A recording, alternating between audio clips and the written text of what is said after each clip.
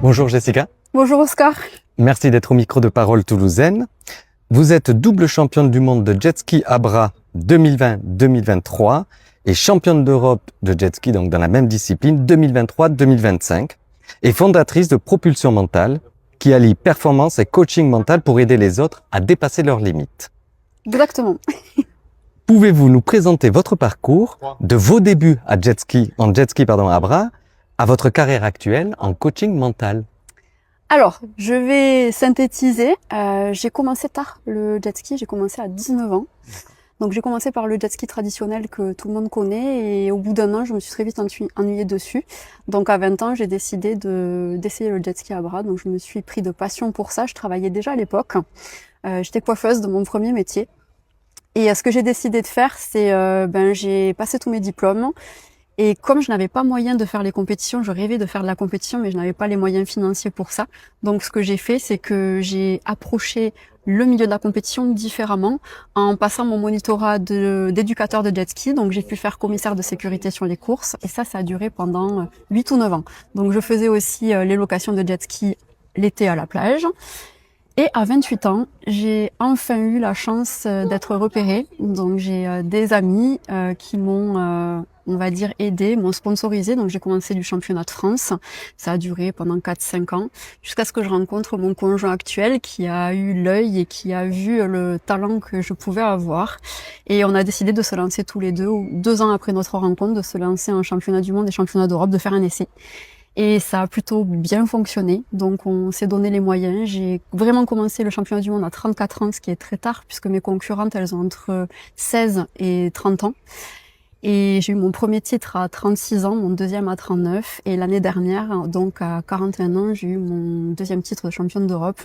Et je viens de signer mon contrat en championnat du monde pour repartir pour cette année, alors que je sors d'une opération de prothèse discale il y a 3 mois et demi. Donc le challenge continue.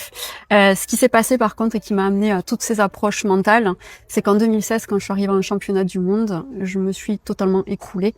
C'est-à-dire, j'avais zéro confiance en moi, donc je me suis formée en préparation mentale. J'ai essayé d'appliquer toutes ces choses-là, ça ne m'a pas convenu. Donc j'ai cherché d'autres approches, d'autres techniques, d'autres méthodes. Et au bout de quelques mois, avec toutes ces méthodes-là, je suis passée de 12e mondiale à championne du monde. Et en fait, mon évolution n'a fait que continuer. Et du coup, je me suis formée il y a maintenant presque 7 ans. Et j'ai créé Propulsion Mentale en 2021. Voilà. On va en parler. Merci pour cette réponse. En quoi consiste exactement votre méthode de coaching mental chez Propulsion Mentale? Alors, les méthodes que j'utilise et les techniques, viennent de déjà, j'ai mon expérience dans le sport de haut niveau, puisque je suis challengée à chaque fois. Donc, il y a toute cette expérience-là. Mais au-delà de ça, c'est vraiment une approche sur un travail identitaire. C'est-à-dire là où la préparation mentale basique, la sophrologie, qui sont de très bonnes techniques, viennent travailler plutôt sur le faire, enfin, sur des outils pour aider à aller mieux. Dans mon approche, on va vraiment travailler les blocages profonds, on va travailler sur l'identité. L'identité, c'est quoi? C'est ce qu'on est. En fait, sur d'autres approches, on va plutôt travailler sur ce qu'on va faire, sur des routines de performance, sur des discours internes, sur des pensées positives ou négatives, ce qui est du faire.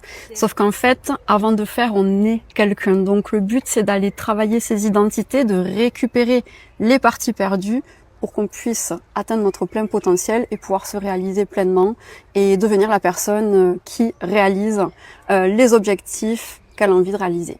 C'est-à-dire mieux se comprendre aussi? Exactement, il y a déjà une première introspection, c'est-à-dire que très souvent, en fait par exemple, quand j'accompagne des sportifs ou des entrepreneurs, ils viennent me voir pour une problématique. Mais souvent, c'est pas cette problématique-là qu'il y a à travailler à la base, c'est qu'il y a un problème racine qui vient de bien plus loin et qui souvent vient du passé. Donc, on va chercher, on va faire une introspection là-dedans, mettre de la conscience sur tout ce qui est inconscient pour après qu'on puisse y travailler dessus. Donc, j'ai beaucoup de personnes qui ont déjà vu, par exemple, des psychologues et qui viennent me voir ensuite parce que ce qui est bien, c'est que le psychologue, on sait pourquoi ça va pas, mais après, on sait pas qu'est-ce qu'on en fait. Moi, c'est là où j'agis, c'est OK. Donc là, on sait que ça va pas. C'est un problème, on se sent pas bien par rapport à ça. Et le but, c'est de venir transformer ça. Moi, comme je dis, soit je porte un sac à dos plein de pierres et je le subis toute ma vie, ou soit je le transforme en feu intérieur pour le servir dans ce qui est important pour moi. Merci pour cet explicatif. Une autre question, Jessica. Quels sont vos objectifs pour 2026-2027 avec Propulsion Mentale? Alors j'ai plein d'objectifs. Déjà là, je suis en train de préparer. Je fais beaucoup de conférences en fait dans des entreprises ou dans des associations, et je suis en train d'être formée sur le TEDx. Donc j'aurai ma première représentation en octobre à Lyon. Donc ça va être vraiment mon but de mettre toutes ces conférences et TEDx en place de plus en plus régulièrement. Au-delà de ça, c'est aussi, je suis très active maintenant sur la région toulousaine en présentiel. Donc j'aimerais devenir la référence toulousaine, on va dire, de tout ce qui est les approches identitaires et mentales. Et aussi par la suite, grandir aussi au niveau de mes accompagnements. Je commence à faire quelques collaborations aussi avec d'autres collaborateurs. Et mon gros challenge, c'est de continuer le sport de haut niveau en parallèle de l'entreprise, parce que pour moi, l'un va avec l'autre, puisque à chaque fois, je me challenge et j'ai de nouveaux niveaux à passer, et ce qui m'aide énormément dans mes accompagnements, puisque je passe par des étapes que les personnes passent, et ce qui m'amène une compréhension et qui me permet de cibler directement ce qui bloque. Donc voilà, donc vraiment, ce serait de continuer à grandir et d'expandre cette entreprise, mais aussi quelque chose qui me tient à cœur. Alors, je ne sais pas si ce sera sur 2026-2027, mais ce serait vraiment de changer le mindset au niveau du sport, où on est très en retard sur tout ce qui est les approches mentales, de santé mentale au niveau du sport. Donc il y a beaucoup de choses qui se font, mais on est encore sur des approches très basiques. Et quand je vais par exemple m'entraîner dans des gros centres d'entraînement où il y a de grands athlètes aussi, je vois le mal-être qui peut exister, et je pense qu'on a encore beaucoup de travail là-dedans. Donc c'est aussi mon travail d'aller pousser là-dedans. De beaux projets donc. Voilà, c'est ça. Jessica, petite question bonus pour clôturer cette interview. Quel a été votre plus grand défi à surmonter en sport et en business? Le plus grand défi que j'ai eu à supporter en sport et en business, il y en a tellement eu. Je dirais déjà d'arriver à ménager les deux, parce que ménager les deux, c'est quand même très touchy et ça demande une organisation et on va dire une grosse inspiration, parce qu'on a vraiment besoin de beaucoup d'énergie. Mais je dirais c'est surtout tout ce qui va être le regard qu'on peut porter sur soi. Parce que pour moi, en fait, dès qu'une étape est validée, on passe à l'étape du dessus. Et l'étape du dessus, c'est un nouveau niveau qu'on ne connaît pas. Donc ça remet les choses à plat et en jeu. Donc à chaque fois, c'est une remise en question. Donc pour moi, c'est finalement une challenge perpétuelle, et c'est pas tous les jours facile. Mais plus on s'habitue à le faire, plus ça devient normal. Entendu. Et où est-ce qu'on peut vous retrouver sur les réseaux, sur Internet, Propulsion Mentale? Vous avez un site? Oui.